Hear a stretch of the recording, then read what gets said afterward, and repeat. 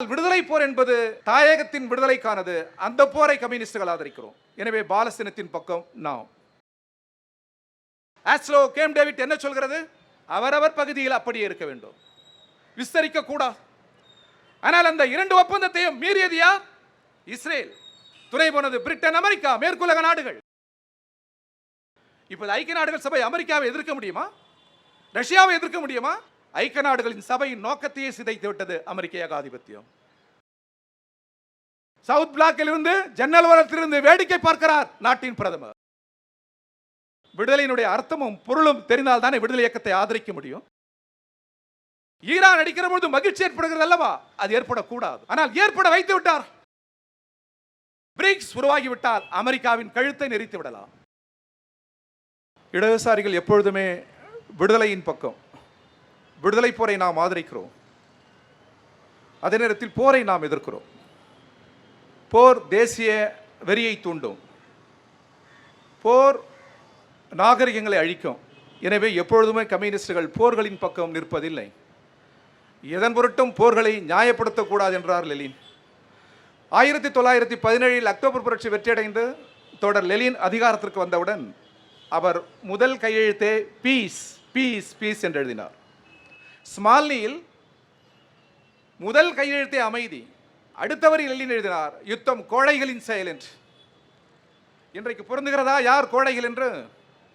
யார் யுத்தம் தொடுக்கிறார்களோ அவர்கள் கோழைகள். ஆனால் விடுதலை போர் என்பது தாயகத்தின் விடுதலைக்கானது. அந்த போரை கம்யூனிஸ்டுகள் ஆதரிக்கிறோம். எனவே பாலஸ்தீனத்தின் பக்கம் நாம். காசா ஒரு குழு, PLO-விலிருந்து பிரிந்து போன ஒரு குழு, பாலஸ்தீனத்தின் ஒரு பகுதி. அவர்கள் ஆயுதம் தாங்கி போராடுகிறார்கள். அந்த ஆயுத போராட்டத்தை துவக்கி வைத்தது இஸ்ரேல் அரசு பயங்கரவாதம். நான் பழைய வரலாறுக்குள் செல்லவில்லை. 1848 முன்னால் உலகம் முழுவதும் கடும் துயரத்திற்குள்ளான யூத மக்கள் கப்பல் கப்பலாக ஏற்றி வந்து இந்துவா கடலில் தான் வந்தார்கள், இந்திய கடலில் தான் வந்தார்கள். இங்கேதான் அவர்களுக்கு நாட்டை பிரிட்டிஷ் ஏகாதிபத்தியம் கட்டமைக்க முடிந்தது, முயற்சித்தது. காந்தியும் நேருவும் எதிர்த்தார். காந்தி எழுதினார், இங்கிலாந்துக்கு உள்ளபடியே யூதர்களுக்கு ஒரு நாடு அமைய வேண்டும் என்று விரும்பினால் அது இங்கிலாந்து மாகாணத்தில் அமைக்கலாமே என்று கேட்டார். பிறகுதான் இந்த எதிர்ப்பு கடுமையாக இருந்த பிறகுதான் அவர்கள் அட்டமன் சாம்ராஜ்யத்தில், அன்றைக்கு பிரிட்டிஷ் பகுதியில் இருந்த அந்த அரபு மண்ணில் வலுக்கட்டாயமாக யூதர்களை குடியேற்றினார். வருகிறவர்கள் அகதிகள், உணவில்லை, உடையில்லை. எனவே அகதிகளாக வருகிற மக்களை ஆற அன்போடு அரவணைத்து உணவு கொடுத்தார்கள், உடை கொடுத்தார்கள், நிலங்களை கொடுத்தார்கள். பாலஸ்தீன மக்கள் மிகவும் கலாச்சார தொன்மை மிக்க மக்கள் அவர்கள். பிறகு மெல்ல மெல்ல மெல்ல அந்த நாட்டை ஆக்கிரமித்து 1948 இஸ்ரேல் என்கிற நாடு அமைந்தது என்று சொல்லிவிட்டார்கள். இங்கிலாந்து கொடியும் அவர்கள் அறிவித்து விட்டார்கள். ஐக்கிய நாடுகள் சபை அதை அங்கீகரித்து விட்டது. அன்றிலிருந்து இன்று வரை அந்த போர் தொடர்கிறது. யாசர் அரபாத், அவரை மறந்துவிட முடியாது. PLO என்கிற இயக்கத்தை அவர்தான் துவக்கினார். அந்த இயக்கத்தை உலகத்திலேயே முதல் ஆதரித்த நாடும் இந்தியா. அதனுடைய அலுவலகம் டெல்லியில் துவக்கப்பட்டது இந்திரா காந்தி காலத்தில். தலைமறைவாக இருந்த 10 பேர் 12 பேரை அங்கீகரித்தது இந்தியா. அன்றைக்கு அவர் சொன்னார், ஆயுதத்தோடு தான் இருந்தார், ஆயுத போராட்டத்தை நடத்தினார். எங்கள் மண் ஆக்கிரமிக்கப்பட்டிருக்கிறது, நான் விடுதலை போரை துவக்கி இருக்கிறேன், எனவே அதன் அடையாளம் துப்பாக்கி என்றார். போர் முடியவில்லை. பிரிட்டன், மேற்குலக நாடுகள், அமெரிக்கா மிக வலுவாக இருந்தார். ரஷ்யா மட்டும்தான், சோவியத் யூனியன் மட்டும்தான் பாலஸ்தீனத்தை ஆதரித்தது. இந்தியா போன்ற நாடுகள், நம்முடைய நாடு ஆதரித்தது. போர் நிறைய பெறவில்லை. ஆயிரக்கணக்கான மக்கள் கொல்லப்பட்டார். முடிவே இல்லை. பிறகு என்னதான் செய்வது, என்னதான் தீர்வு? அந்த தீர்வையும் யாசர் அரபாத் தான் முன்மொழிந்தார். இது எங்கள் மண், இதை நீங்கள் ஆக்கிரமித்து விட்டீர்கள். எப்படியோ இஸ்ரேல் அமைந்து விட்டது. அந்த இஸ்ரேலை நாங்கள் அங்கீகரிக்கிறோம். எங்கள் மண், எங்களையும் நீங்கள் அங்கீகரிக்க வேண்டும். இது ஐக்கிய நாடுகள் சபையில் அரபாத் பேசினார். எப்பொழுதுமே ராணுவ உடையில் பார்த்த ஐக்கிய நாடுகள் சபை திகைத்தது. அவர் கரங்களில் ஆலிவ் இதையை உயர்த்தி காட்டினார். என் வாழ்நாள் முழுவதும் ஆயுதம் தாங்கி போராடினேன் பாலஸ்தீன விடுதலைக்காக. ஆனால் அது முடியவில்லை. எல்லோரும் சேர்ந்து தோற்கடிக்கிறீர்கள். சரி, நான் ஒப்புக்கொள்கிறேன். இஸ்ரேலை அங்கீகரிக்கிறோம். இஸ்ரேல் பாலஸ்தீனத்தை அங்கீகரிக்கட்டும். இதோ ஆலிவ் விலை. இது நட்பின் அடையாளம், அமைதியின் அடையாளம். இரண்டு தேச மக்களும் நட்புடன் வாழ முடியும். நாங்கள் உங்களை அங்கீகரிக்கிறோம், நீங்கள் எங்களை அங்கீகரிக்கிறோம் என்று சொன்னவுடன் ஆஸ்லோ ஒப்பந்தம் ஏற்பட்டது அமெரிக்காவில். கேம்ப் டேவிட் ஒப்பந்தம் ஏற்பட்டது. அந்த இரண்டு ஒப்பந்தமும் என்ன? ஐக்கிய நாடுகள் சபை அங்கீகரித்தது, இந்தியா நாடாளுமன்றத்தை அதை வரவேற்றது. ஆஸ்லோ கேம்ப் டேவிட் என்ன சொல்கிறது? அவரவர் பகுதியில் அப்படியே இருக்க வேண்டும், விஸ்தரிக்க கூடாது. ஆனால் அந்த இரண்டு ஒப்பந்தத்தையும் மீறியது யார்? இஸ்ரேல். துணை போனது பிரிட்டன், அமெரிக்கா, மேற்குலக நாடுகள். மேற்கு கரை, கோலான் குன்று எல்லாவற்றையும் ஆக்கிரமித்து விட்டு இப்ப நிலைமை இல்லாமல் அழிக்கிறீர்கள். நீங்கள் மக்களை கொல்லுகிறீர்கள், விடுதலையை நசுக்குகிறீர்கள். நீங்கள் எழுதி வைத்துக் கொள்ளுங்கள். இடதுசாரிகள் முழங்குகிறோம், வரலாற்றில் விடுதலை இயக்கம் தோற்றதாக வரலாறே இல்லை, விடுதலை இயக்கம் வெற்றி பெறும், வாகைச்சூடும். ஆனால் என்ன செய்வது? இந்த துயரம் நமக்கு தெரியும். யுத்தம் என்றால் நேரில் பார்க்கிறோம். அந்த துயரங்களை விவரிக்க நான் விரும்பவில்லை. தீர்வு என்ன? New world order. புடால் பேசியது ஐக்கிய நாடுகள் சபையில், மேற்கு கரையில், லத்தீன் அமெரிக்காவில், ஆசிய நாடுகளில், உலகம் முழுவதும் ஒரு புதிய உலக ஒழுங்குமுறை தேவைப்படுகிறது. New world order. அதான் தீர்வு.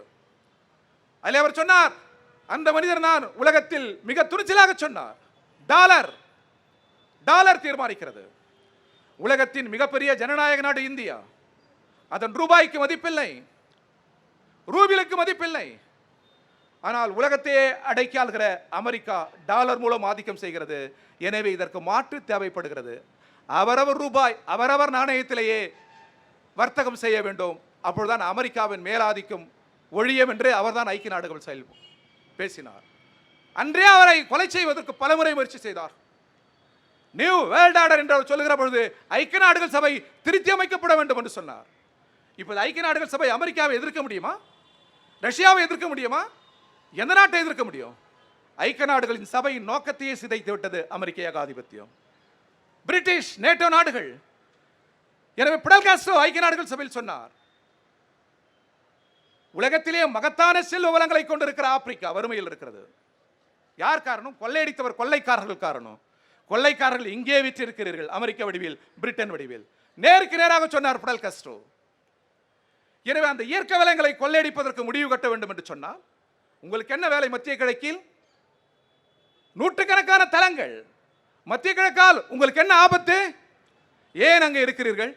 எல்லா தளங்களையும் அழிக்க வேண்டும். நியூ வேர்ல்ட் ஆர்டர், புதிய உலக ஒழுங்குமுறை தேவை. ஐநா சபையை திரித்தமைத்து, நண்பர்களே, கம்யூனிஸ்டுகள் 100 ஆண்டுகளில் என்ன செய்தார் என்று கேட்கிறீர்களே. உலகத்தில் ஒரு கம்யூனிஸ்ட் தான் முழங்கினான், உலகத்திலேயே மிகப்பெரிய ஜனநாயக நாடு இல்லாத பாதுகாப்பு சகை அர்த்தமற்றது, இந்தியாவை சேர்க்க வேண்டும் என்று முழங்கியவன் ஐக்கிய நாடுகள் சபையில் தோழர் பிடல் காஸ்ட்ரோ. யாருக்கும் இந்த துணிச்சல் வரவில்லை. எவ்வளவு கோடி மக்கள், எவ்வளவு பெரிய கலாச்சாரம், எப்பொழுதுமே அமைதியின் பக்கம், நடுநிலை அல்ல. இன்றைய பிரதமர் எடுத்திருக்கிற நிலை நடுநிலை. நடுநிலை என்று இருக்க முடியாது. விடுதலைக்கு போராடுகிறவன், விடுதலையை அடக்கி ஒடுக்கிறவன் இருவரும் சமமா? நடுநிலையா? சவுத் பிளாக்கில் இருந்து, ஜன்னல் ஓரத்திலிருந்து வேடிக்கை பார்க்கிறார் நாட்டின் பிரதமர். உலகத்திற்கே பஞ்சசீல கொள்கையை தந்த நாடு இந்தியா. நாசர், டிட்டோ, நேரு, இந்த மகத்தான மனிதர்கள் பஞ்சசீல கொள்கையை கொடுத்தார்கள். பஞ்சசீல கொள்கையின் முதல் நோக்கமே விடுதலையை ஆதரிப்பது. விடுதலையினுடைய அர்த்தமும் பொருளும் தெரிந்தால் தானே விடுதலை இயக்கத்தை ஆதரிக்க முடியும். இஸ்ரேல் நமது நட்பு நாடு, ஈரான் நட்பு நாடு. இரண்டுக்கும் இடையில் நாங்கள் நடுநிலை. பாதிப்பது யார்? ஈரான் தானே. கிரேக்க நாவல் ஒன்று புகழ்பெற்ற நாவல் இருக்கிறது, 2 பூனைகள், சூடுபட்ட 2 பூனைகள் என்று. அந்த நாவலுக்கு பெயரே அதுதான். வரலாற்றில் அந்த பூனை யாரும் அல்ல, அமெரிக்காவும் இஸ்ரேலும். வரலாற்றில் என்றைக்கும் மறக்க முடியாத சூடை ஈரான் கொடுத்திருக்கிறது. ஈரானை மிக மலிவாக எடை போட்டு விட்டார். அடித்த அடி, இதை நாம் அங்கீகரிக்க கூடாது, ஆதரிக்க கூடாது. காசாவில் கதறி அழுவதும் மக்கள், இஸ்ரேலில் கதறி அழுவதும் மக்கள். எதன் பொருட்டும் நாம் போர்களை, யுத்தங்களை ஆதரிக்க கூடாது. ஈரான் அடிக்கிற பொழுது மகிழ்ச்சி ஏற்படுகிறது அல்லவா? அது ஏற்படக்கூடாது. ஆனால் ஏற்பட வைத்து விட்டார். 1 லட்சம் பேரை கொன்றீர்கள், குழந்தைகள் உணவுக்கு அல்லாடுகிறது. எனவே இந்த வழி உனக்கு தெரிய வேண்டும் என்று நாம் ஆதரிக்கிறோம் ஈரானை. அதுவும் தவறு. ரஷ்யா உக்ரைன் மேல் நடத்துகிற போரும் தவறு. ஆனால் இந்த போரை தூண்டுவது அமெரிக்க ஏகாதிபத்தியம், மேற்குலக நாடுகள். எனவே எதன் பொருட்டும் யுத்தத்தை நம்மால் ஏற்க முடியாது. என்ன செய்வது இந்த உலகில்? என்ன தீர்வு? ஒரே தீர்வு இருக்கிறது. இந்தியா போன்ற வளர்முக நாடுகள், ஜனநாயக நாடுகள் ஓரணியில் சேர வேண்டும். அந்த நியூ வேர்ல்ட் ஆர்டர், அதான் பிரிக்ஸ். தென்னாப்பிரிக்கா உறுதியாக இருக்கிறது, ரஷ்யா உறுதியாக இருக்கிறது, சீனா உறுதியாக இருக்கிறது, பிரேசில் உறுதியாக இருக்கிறது. இந்த பிரிக்ஸ் உருவாகிவிட்டால் அமெரிக்காவின் கழுத்தை நெரித்து விடலாம். ஏன் இந்தியா பின்வாங்குகிறது? பிரிக்ஸ் ஒரு நம்பிக்கை. பிரிக்ஸில் இருக்கிற நாடுகள் காலடி செய்யவில்லை, யாரையும் அடக்கவில்லை, யாருடைய செல்வரங்களையும் கொள்ளையடிக்கவில்லை. விடுதலைக்காக போராடி வளர்ந்த அற்புதமான நாடுகள் பிரிக்ஸ். அந்த பிரிக்ஸ் முன்னேறுவதை இந்தியா தடுத்து விடக்கூடாது. எனவே நண்பர்களை நான் முடிக்கிறேன். உலகத்தின் புகழ்வாய்ந்த நாடாளுமன்றம், இந்த சமூக அமைப்பு நமக்கு உடன்பாடு இல்லை. இந்திய நாடாளுமன்றம் தலைச்சிறந்த நாடாளுமன்றம். இந்த நாடாளுமன்றத்தில் ஒரு தீர்மானம் இருக்கிறதா? இஸ்ரேலை கண்டித்து, அமெரிக்காவை கண்டித்து, விடுதலை இயக்கத்தின் வரலாறு, சுதந்திர இயக்கத்தின் வரலாறு தெரியாதவர்கள் நாடாளுமன்றத்தில் அமர்ந்திருப்பதால் ஏற்பட்டிருக்கிற சோகம் இது. எனவே நண்பர்களே, பெரியோர்களே, கம்யூனிஸ்டுகள் மட்டுமல்ல, முற்போக்கு சிந்தனையாளர்கள், ஜனநாயக சக்திகள், உலகம் முழுவதும் இருக்கிறவர்கள், அமெரிக்க மக்கள் எவ்வளவு அறிவு, ஐரோப்பிய மக்கள் எவ்வளவு அறிவு, இஸ்ரேல் மக்கள் எவ்வளவு அறிவு, அன்பு.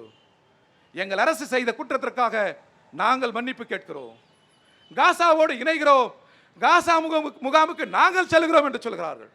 இதைவிட நாகரிகம், இதைவிட கலாச்சார ஒப்புதல் வேறு இருக்க முடியுமா? எனவே மக்கள் எங்கேயும் ஒன்றுதான், ஏகாதிபதி அரசுகள் எங்கேயும் ஒன்றுதான். எனவே ஏகாதிபத்தியத்திற்கு முடிவு கட்ட வேண்டும் என்று சொன்னால், சிறிய நாடு வடகொரியா, நான் ஆதரவாக இருப்பேன், ஆயுதம் கொடுப்பேன், தேவைப்பட்டால் பாலஸ்தீன விடுதலை இயக்கத்திற்கு எங்கள் ராணுவ வீரர்களை அனுப்புவேன் என்று சொல்கிற துணிச்சல் தோழர் கிம் ஜாங்க்கு இருக்கிறது. எப்படி அந்த துணிச்சல் வருகிறது சிறிய நாட்டிற்கு? இந்த துணிச்சல் இந்தியாவுக்கு அல்லவா வர வேண்டும்.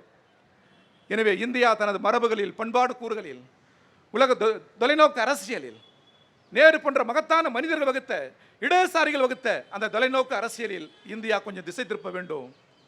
இந்திய நாடாளுமன்றம் இது பற்றி பேச வேண்டும். ஒரு அழுத்தத்தை அமெரிக்காவுக்கும் இஸ்ரேலுக்கும் தர வேண்டும். இடதுசாரிகளை பொறுத்தவரை, இந்திய உழைக்கிற மக்களை பொறுத்தவரை எப்பொழுதும் விடுதலையின் பக்கம், விடுதலை வெல்லும் என்று சொல்லி விடைபெறுகிறேன். நன்றி, வணக்கம்.